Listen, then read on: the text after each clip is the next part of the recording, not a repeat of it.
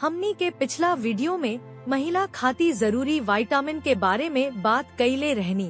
अगर रवा हमार वीडियो छूट गईल त नीचे दिहल लिंक पर क्लिक करके हमार पिछला वीडियो देखी।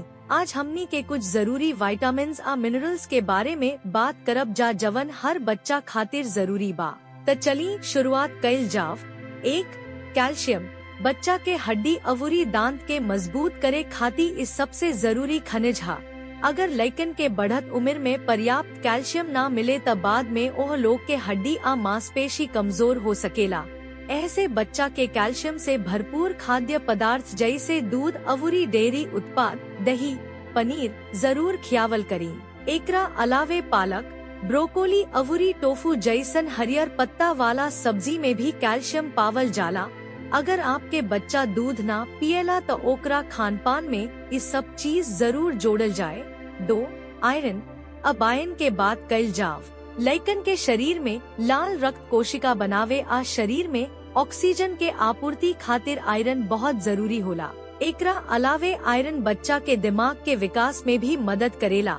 अगर बच्चा में आयरन के कमी होखे तो कमजोर महसूस कर सकता रे, जल्दी थक सकता रे अवुरी ध्यान देवे में भी परेशानी हो सकता रे।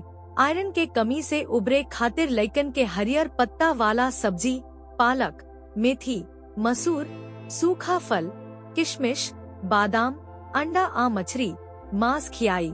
3. Vitamin A. अब विटामिन ए के बारी आ गईल बा। ई विटामिन आँख के रोशनी बढ़ावे में मदद करेला, जवना के चलते बच्चा के दृष्टि तेज रहेला। आजकल मोबाइल अवुरी टीवी स्क्रीन के ज्यादा इस्तेमाल से बच्चा के आँख पर बहुत असर पड़ता। ऐसे उनका खाती विटामिन ए अवुरी ज्यादा जरूरी होखता। एकरा अलावे विटामिन ए बच्चा के प्रतिरक्षा के मजबूत करेला, जवना के चलते उ कम बीमार पड़ेले अवुरी संक्रमण से सुरक्षित रहेले। बच्चा के विटामिन ए से भरपूर खाद्य पदार्थ जैसे गाजर शकरकंद पालक आम अंडा अवुरी दूध से बनल उत्पाद जैसे पनीर मक्खन खियाई। ई कुछ विटामिन अवुरी मिनरल्स ह जवन की हर बच्चा खाती जरूरी होखेला। लेकिन आजकल विटामिन अवुरी मिनरल के कमी बहुत बच्चा में दिखाई देता। अगर आपके बच्चा में भी विटामिन अवुरी मिनरल के कमी बात डॉक्टर से सलाह लेला के बाद ओकरा के मल्टीविटामिन जरूर खियाई। अगर रवा सब के ही वीडियो पसंद आयल त लाइक शेयर आ सब्सक्राइब करी।